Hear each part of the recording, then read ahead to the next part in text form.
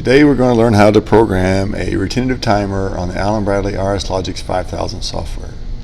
To program our retentive timer, we will make a new rung in our program, and we will add a normally open contact to control our retentive timer, and we will use our HMI push button 0 to control our retentive timer. So to program a retentive timer, we come to our Timer Counter tab on our toolbar and find Retentive Timer in our toolbar. Click and drag that into our program. To program a retentive timer, just like a regular timer, we must have a control tag for our timer. So we will go to our controller tags and edit tags, and on the bottom rung we will type in timer. And it must be a time type data. So we find our timer, and that will be our data type for our timer. So now we have a tag made for our timer. We can go back to our main routine and give this an address for our timer. And then you're going to make this preset value 5 seconds, which will be 5,000. The retentive timers are 1 millisecond timers. So to get 5 seconds, we must type in 5,000. So we will add another rung to check the operation of our timer, and we'll go to our favorites and add a normally open contact of our done bit of our timer.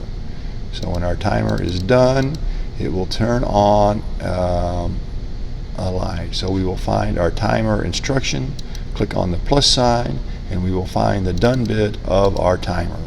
And then when that timer is done, it will turn on a light on our HMI. So we will program an HMI LT 0/1, and that will be our light that comes on when our timer has the done bit.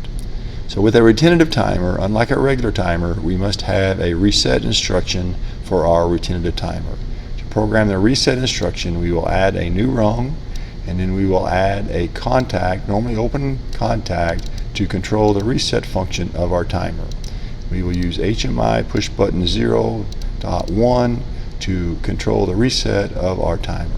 To find the reset, we must again go to our Timer Counter tab on our toolbar, click the reset, and drag it into our program.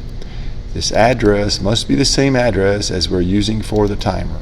So we will click on the question mark, click on our timer, and then this will reset our timer when it reaches its value. So we will download that to the PLC and check its operation. Once we have the program download to the PLC, we should be able to check its operation. So we will press HMI push button 0 and watch our timer. Whenever our instruction is no longer true, our timer will retain its accumulated value and start again when we press the button again. So whenever the rung is not true, it remains at the accumulated value and starts from that point, and then whenever it gets done, the done bit will come on and our light will come on, and it will retain that value until we press the reset button to make it go back to 0, and our light will go off. That is how we program a retentive timer in the Allen Bradley RSLogix 5000 software.